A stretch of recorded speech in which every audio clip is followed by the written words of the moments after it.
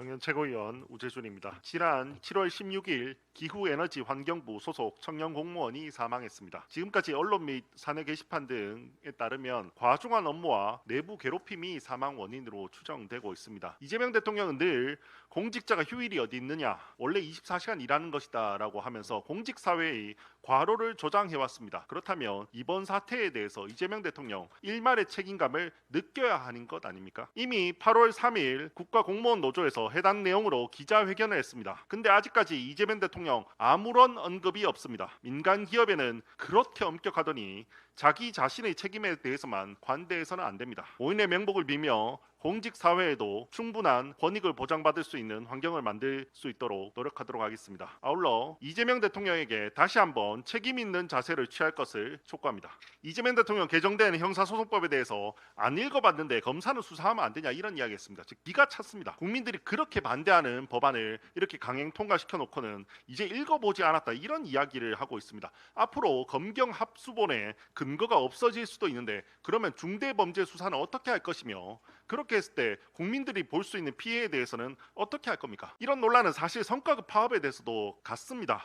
아마 많은 국민들께서 지난 5월에 있었던 삼성전자 총파업 사태에 대해서 깜짝 놀라셨을 겁니다. 대한민국에서 가장 중요하다고 볼 수 있는 사업인 반도체 산업 전체가 파업으로 멈춰설 수 있다는 것을 국민들께서 목격하셨을 겁니다. 지금 시작도 안 했습니다. 이제 삼성전자 파업을 보고 거의 대부분의 기업에서 그리고 심지어 원청뿐만 아니라 하청 노동자들까지도 전부 다 성과급에 대해서 요구하는 파업을 준비하고 있고 아마 다음 달 정도부터 해서는 온 나라가 아마 성과급 때문에 파업을 하게 될 것입니다. 저는 기업의 성과에는 근로자들의 기여도 있고 이에 따른 적절한 혜택도 있어야 한다고 생각을 합니다. 특히 우리나라 이공계 인재들 능력에 비해서 처우를 조금 더 잘 받을 수 있도록 그렇게 대우하는 방법에 대해서도 많은 고민을 해야 한다고 생각합니다. 하지만 문제는 지금 정부는 이 원하청 전부 모든 노동자들이 성과급 가지고 파업을 할 때 도대체 어떻게 이걸 대처해야 될지 전혀 준비가 안 됐다는 겁니다. 더욱이 원래 기업의 이윤이라는 거는 주주들이 배당으로 가져가야 될 몫인데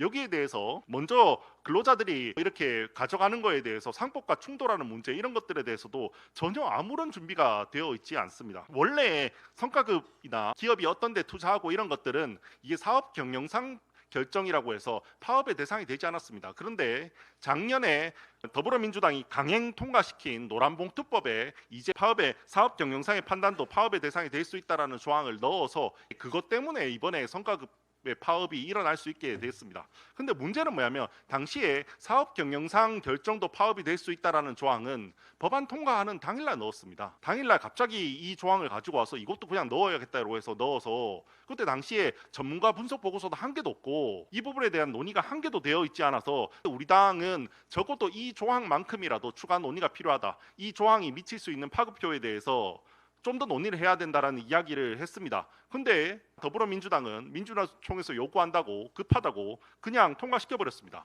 그래서 제가 당시에 환노위 노동소위위원이었는데 저도 이 파업 대상이 되는 경영상 결정이란 게 뭔지 모릅니다. 저도 모르고 아마 민주당 의원들도 모를 거예요. 그러면 입법자가 도대체 이 법안을 어떻게 통과시킨지 전혀 알 수가 없어서 사법부는 해석도 할 수 없습니다. 이제 그냥 국민들이 그냥 노란봉투법에 있는 경영상 결정도 파업 대상이 될 수 있다라는 이 조항 하나 가지고 그냥 멱살 잡고 싸우는 일밖에 남아있지 않은 겁니다. 이재명 대통령은 부랴부랴 영업이익 성과급은 쟁의행위 대상이 안 된다는 것 같다라는 해석 지침을 한번 내려보라고 이야기를 하고 있습니다. 원래 행정부가 그렇게 하는 게 아닙니다. 법률안은 입법부에서 충분한 수기를 거쳐서 어떤 의사로 입법을 하는지에 대해서 충분히 담아서 입법을 해야 되고 그에 따른 해석은 사법부에서 하는 겁니다. 근데 더불어민주당 이재명 정부 주도로 입법 자체를 대충 하니까 이제 그게 감당이 안 되니까 해석 지침으로 어떻게 그 파급효를 좀 없애보려고 그러고 있습니다. 이거는 지금 해석 지침을 내릴 게 아니라 지금이라도 해당 조항만큼이라도 다시 백지화하고 법안을 다시 만들어야 되는 문제입니다. 이재명 정부는 늘 일 잘하는 정부라고 스스로를 마케팅해왔습니다.